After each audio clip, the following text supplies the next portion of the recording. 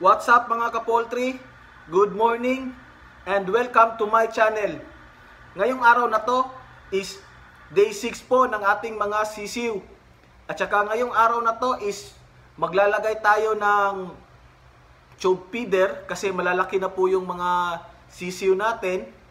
And then ngayong araw na po ito is magwi-weigh in po tayo. Magtitimbang po tayo ng ating mga sisiw. Papakita ko po sa inyo kung paano po magtimbang ng sisiw. And then, yun guys.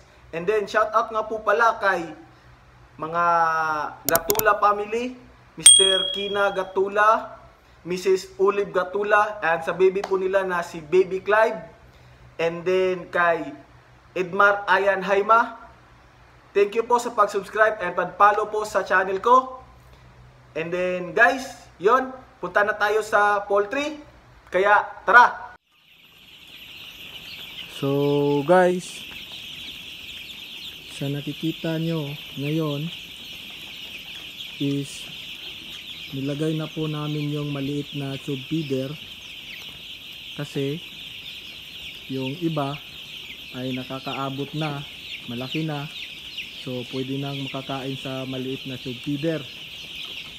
And then, nilagyan pa din namin ng space sa gitna para sa mga maliliit pwede pang makakain doon sa newspaper or sa ipana, pero yung mga malalaki doon na sa tube feeder.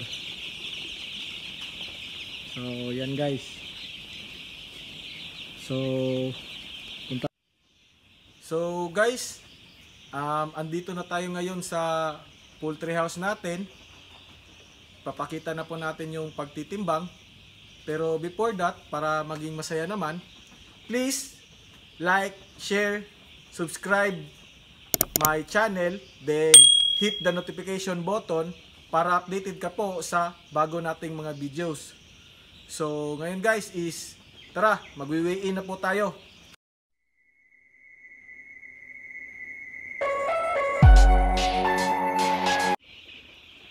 So guys, ngayon po is magwi-weigh in na po tayo. Explain ko po sa inyo kung paano po yun magpag-weigh in. Una is kukuha po tayo dito sa kabila ng 10. And then doon din po sa kabila is 10. Tapos ilalagay natin dito 5-5 sa timbangan. Kasi hindi po nagkakasya yung 10, so 5-5 lang po natin. So bali po is kukuha tayo ng 20 sisiu. 10 rito sa unang block, then 10 din sa kabilang block.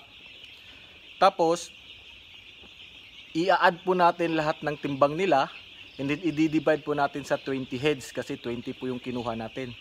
So yung total po nun is yun po yung average na timbang natin or estimated na timbang po ng ating sisiu. So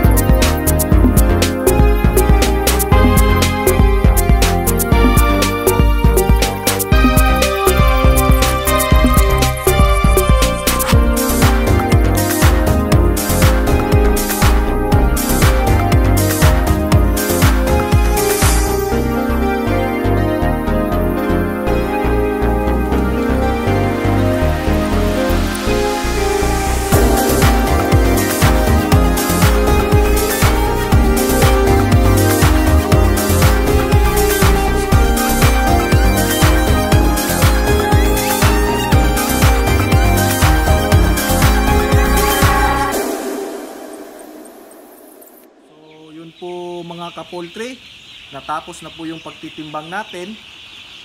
Yung ginawa ko po is inad ko po lahat ng timbang and then dinivide ko sa 20 heads kasi 20 po yung kinuha natin, and then yung result po is 175 point something. Then pasado po yung sisiw natin sa araw ngayon, yung day 6 versus weight. And then, yun po, maraming salamat. Sana po may natutunan po kayo sa araw na to. And then, please subscribe like, share, and hit the notification button para updated po tayo sa mga bago nating videos. So, yun po guys. Maraming salamat. Bye-bye!